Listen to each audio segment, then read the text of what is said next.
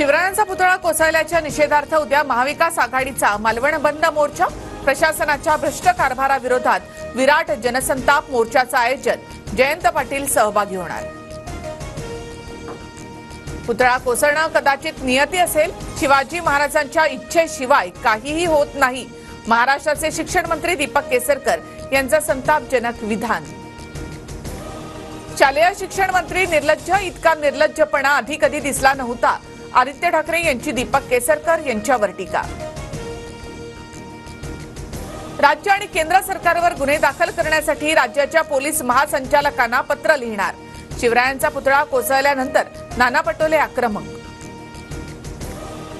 शिवरायांचा पुतळा कोसळणं ही अतिशय दुःखद घटना, त्यावर राजकारण करू नका, फडणवीसांचं आवाहन। तर पुतळा राज्य सरकारने नाही तर नौदलाने बसवल्याचं फडणवीसांकडून स्पष्ट। शिवरायांचा पुतळा कोसळल्याची बातमी वेदना देणारी।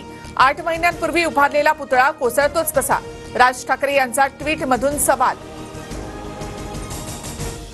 मुख्यमंत्री काय राज्यातील सर्व शाळेत जाऊन पहारा देणार का? विरोधकांच्या टीकेनंतर शिंदे गटाचे आमदार संजय गायकवाड यांचं वक्तव्य। पुण्यामध्ये शरद पवार आणि हर्षवर्धन पाटलांची बैठक। मी निवडणूक लढवावी हा कार्यकर्त्यांचा आग्रह। कार्यकर्त्यांचा आवाज वरिष्ठांपर्यंत पोहोचवला। भेटीनंतर हर्षवर्धन पाटलांची प्रतिक्रिया। हर्षवर्धन पाटील आमच्या सोबतच राहतील, भाजप मजबूत। येत्या काळात भाजपत अनेक प्रवेश होणार, देवेंद्र फडणवीसांची प्रतिक्रिया। वसंतदादा शुगर इन्स्टिट्यूटच्या बैठकीनंतर विवेक कोल्हे आणि शरद पवारांचा एकाच गाडीमधून प्रवास। विवेक कोल्हे पवार गटामध्ये प्रवेश करण्याची शक्यता।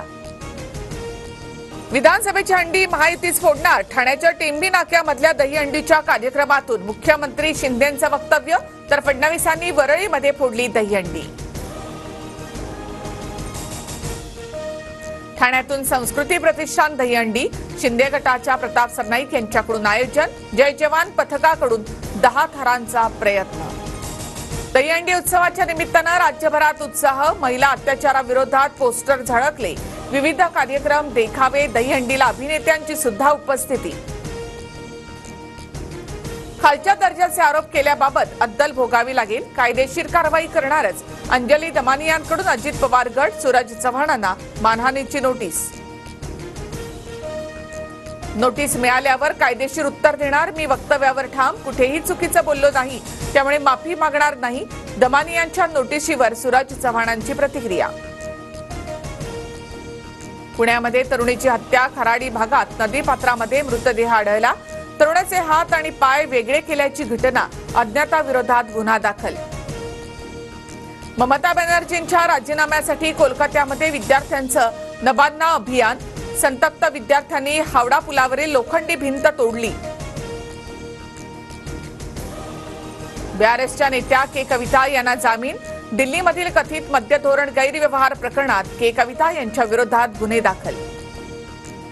नाशिकमध्ये गोदावरी नदीचं पाणी ओसरण्यास सुरुवात। तुतोंड्या मारुतीच्या कमरेपर्यंत पाणी ओसरलं।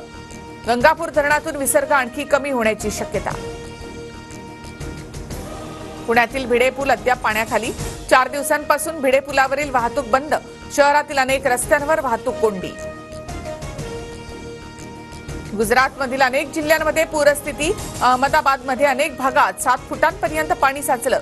गांधीनगर, अहमदाबाद, वडोदरा, वलसाडसह 23 जिल्ह्यांमध्ये ऑरेंज अलर्ट जारी।